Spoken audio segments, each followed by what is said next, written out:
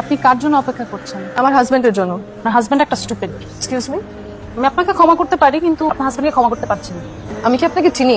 আপনি আমাকে চিনেন না, কিন্তু আপনার স্টুপিড হাজবেন্ড আমাকে খুব ভালোভাবে চিনি।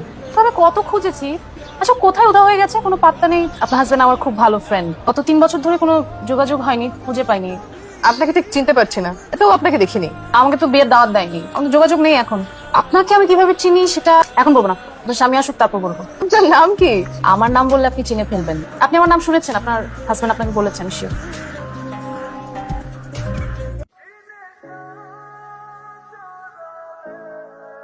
সারা রাত ওরা এক হলো না। ওরা কারা? চোখের পাতা দুটো একবারের জন্য বন্ধ হলো না। চিন্তা করো না, আমায় দেখার পর বন্ধ হয়ে যাবে। রওনা হয়েছ? তুমি? সাচ্ছি। মামা জলদি যান, ট্রেন ছেড়ে দিবে তো। মামা আপনি তো যাবেন লেগের পারে, ওখানে তো কোনো স্টেশন নাই। আছে রে মামা, আছে। ওখান থেকে একটা ট্রেনে উঠবো, সারা জীবনের জার্নি মিস করা যাবে না, তাড়াতাড়ি যান। তোমাকে নার্ভাস হলেও পাফ নেওয়া লাগে নাকি? অনলাইনে চ্যাটিং করে মনে হয় নাই তো তো নার্ভাস ছিলে তুমি। ও আই এম সরি। সরি কেন? ফুল কিনে আনতে ভুলে গেছি। অনেক প্রথম দেখাতে তুমি 19 মিনিট লেট। সরি। ওকে, আমিও চাইলে ফুল আনতে পারতাম, তোমার তাড়াহুড়ো দেখে আমিও আনতে ভুলে গেছি। দুই দশকের প্রেমিক প্রেমিকারা প্রথম দেখার দিন কি করতে জানো? গাছতলায় দেখা করতো। সে গাছের উপরে নিজেদের নামে প্রথম অক্ষর লিখত, পাশে দুটো অক্ষর, মাঝখানে একটা প্লাস। তারপর কাঠুরে এসে যে গাছ কেটে নিয়ে যেত, তাদের ভালোবাসা হয়ে যেত furniture.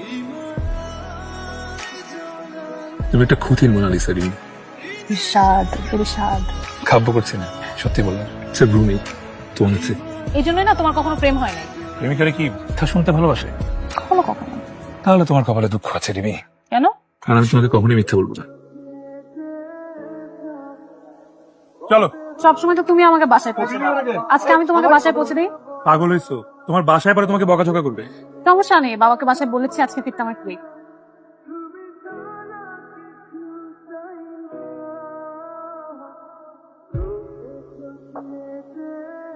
Happy birthday to you, happy birthday to you. তুমি এত কিছু মানে। আমি রেডি করেছি সারপ্রাইজ করার জন্য। থ্যাঙ্কস। তুমি এটা সারা জীবন পড়ে থাকবে অনিম, কখনো মনে করবে না তুমি একা আছো। আমি আমার একটা ব্যক্তিগত পৃথিবী তোমার এই আঙ্গুলে গুঁজে দিলাম, এখানে তুমি সারা জীবন থাকবে। যদিও লজ্জা লাগছে, কিন্তু বলা উচিত। ও, আমি তোমায় ভালোবাসি। আমি তো বাসায় একটু বাঁ দিকে সরে গেছে।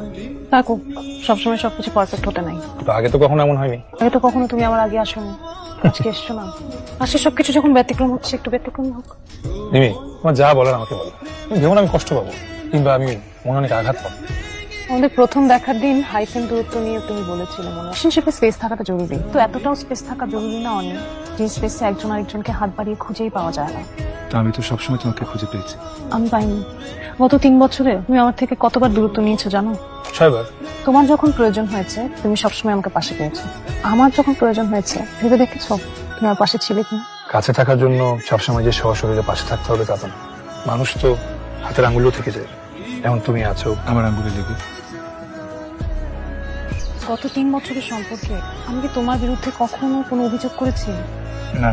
মধ্যে আমার একবার প্রচন্ড জ্বর হলো, 103 ডিগ্রি। আমি হুঁশ হারিয়ে সারা রাত শুধু তোমার নাম বলতে থাকলাম। আমার শুধু মনে হচ্ছিল যদি তোমাকে একটু দেখতে পারতাম, পাশে এসে বসতে, ঠিক হয়ে যেতাম। সেটা তো সম্ভব হয়নি, তুমি তো যোগাযোগ বন্ধ করে বসেছিলে। আমার যে কি হয় আমি জানি না রিমি। মাঝে মাঝে আমার দূরে সরে যেতে ইচ্ছা হয় সবকিছু থেকে।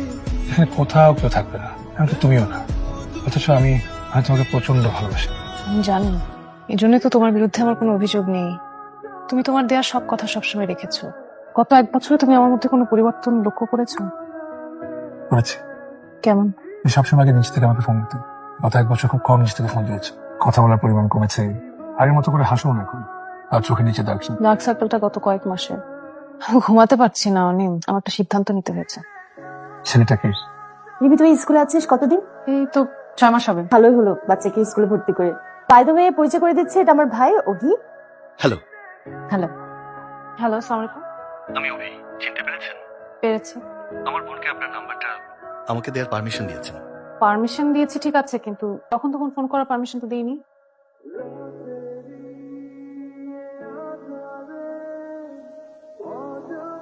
ভেবেছিলাম আপনি আজকেও না করবেন। আমি কি হ্যাঁ বলে কোনো অপরাধ করে ফেললাম নাকি? অবশ্যই না।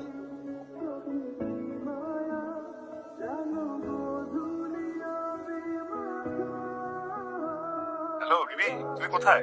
আমি বাসায়, মেহমান আসছে তো একটু ঝামেলার মধ্যে দিয়ে যাচ্ছি। আমি আরো ভাবলাম দেখা করি, তাই আরো তোমার স্কুলের সামনে আসছিলাম। না, আজকে তো দেখা করতে পারবো না মনি। ঠিক আছে, সমস্যা নেই, রাখি। সম্পর্কে নিরীহ মিথ্যা বলা যায় তিনি। অনিম কিছু মনে করতো না সত্যি বললেও। ও ওরকম ছেলেই না। কেন যেন আমার সত্য বলতে ইচ্ছা করলো না। অনিম কখনো আমার সাথে মিথ্যা বলে না। একটা কথা কি রিমি, অন্যকে নয়, ইম্পর্টেন্ট হলো আমরা নিজেকে মিথ্যা বলছি কিনা। এটাই আসল বিষয়। অনিম আপনার সাথে অনেস্ট, কিন্তু সে কি নিজের সাথে অনেস্ট? ভালোবাসা ভীষণ ন্যাচারাল, জোর জবরদস্তি করে ভালোবাসা হয় না।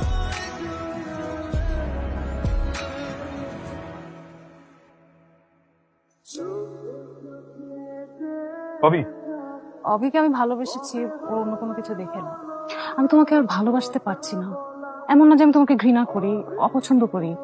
আমি শুধু তোমাকে আর আগের মতো ভালোবাসতে পারছি না। সরি। আরে তুমি তো মনে হচ্ছে এখন আমার গিফট ফিল করছো। মনে হচ্ছে আমি কোনো বাংলা সিনেমার ভিলেন, তোমাকে জোর করে ধরে নিয়ে আসছি। আরে আমরা কি টিপিক্যাল প্রেম প্রেমিকা নাকি যারা বিচ্ছেদের সময় ঝগড়াঝাটি করবো, মারামারি করবো, বুক চাপড়ে কান্নাকাটি করবো? আরে আমরা হাসি মুখে বিদায় নেবো, যাতে বহু বছর পরেও যদি আমাদের কখনো দেখা হয়, সবচেয়ে সুন্দর মুহূর্তগুলো আমাদের সবার আগে মনে পড়ে। একদমই তাই। সো ঋণটা কি ফেরত নেবে? মাত্র না বললে আমার টিপিক্যাল প্রেমিক প্রেমিকা না। পরে যদি আবার খোটা টোটা মারো। আমার খোটা দিতে বইয়ে গেছে। আমি তো ফকির, কিন্তু আমার কেন লাগে? এই ঋণটা আমি আমার সবচেয়ে পছন্দের মানুষকে দিয়েছি। তোমাকে তো আমি অপছন্দ করি না। তুমি এই ঋণটা তোমার সবচেয়ে প্রিয় মানুষকে দিও। সো এখন তো আসতে হয়। ভালো থেকো আমি। তুমিও।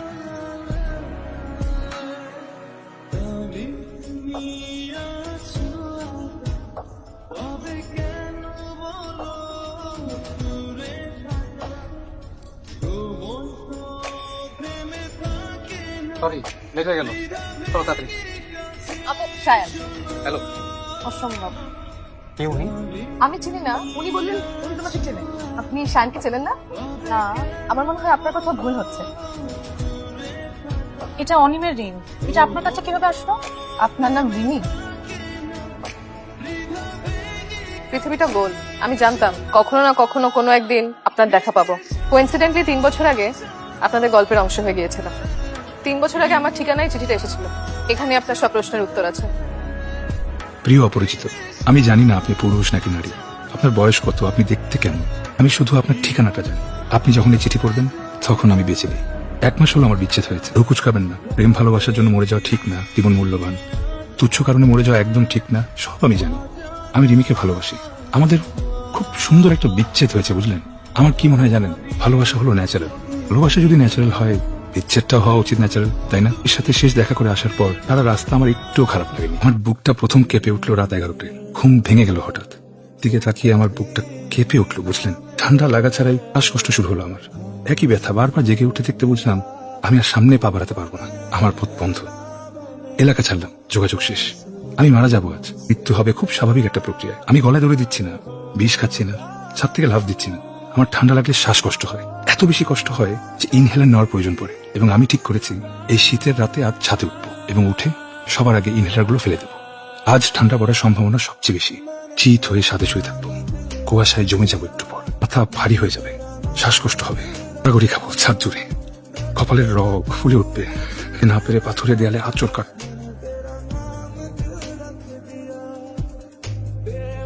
আমি একটা র্যান্ডম ঠিকানায় চিঠি পাঠাবো, চিঠির সাথে থাকবে একটা রিং। এই রিং আমায় উপহার দিয়েছিল রিমি। বলেছিল এটা একটা এলিমেন্টাল সিম্বল, যার অর্থ পৃথিবী। আমার একটা পৃথিবী উপহার দিয়েছিল রিমি, আমার নাম খোদাই করা একটা পৃথিবী। আমি মরে যাবো যেন একটা আবদার রাখছি আপনার কাছে, আমার শেষ ইচ্ছা বলতে পারে। এমন সুন্দর একটা পৃথিবী, আমি কোনোদিন এখানে ছিলাম, এটা কেউ মনে রাখবে না, কোনো চিহ্ন থাকবে না আমার। তাই রিংটা পাঠালাম। এই রিংটা ছাড়া আমার একান্ত কোনো পৃথিবী নেই। আপনি যেই হন না কেন, আমার এই রিংটা সবসময় পরবেন, ভুলবেন না কোনোদিন। আমি আপনার কাছে আবদার করছি। রিমিকে পাঠালেও পারতাম, কিন্তু অভির সাথে চমৎকার একটা সংসার হবে ওর। কি দরকার গলায় কাটা হয়ে থাকার? তাই আপনাকে পাঠালাম। আপনি যতদিন বেঁচে থাকবেন তার কোনো একটা আঙুলে আমায় একটু বাঁচিয়ে রাখবেন প্লিজ। এটা পড়ে থাকবেন আমার স্মৃতিস্মারক হিসেবে। আপনার ঋণটা আমাকে দিবেন প্লিজ। না প্লিজ, আমি একবার পড়ে আপনাকে খুলে দিয়ে দিব। না, প্লিজ। এই রিং সে কাউকে দেয় না। আমাদের বিয়ে হচ্ছে 4 বছর। এই 4 বছর আমি ওর কাছে 101টা আবদার করেছি। ও আমার কাছে কয়টা আবদার করেছে জানেন? মাত্র এই রিংটা সুস্মিতা সবসময় আঙ্গুলে পরে থাকতে চায়, আর আমি সুস্মিতাকে খুব ভালো করে চিনি, সে এই রিং আপনাকে দেবে না। আমি ওর হয়ে ক্ষমা চাইছি, ক্ষমা করবেন প্লিজ।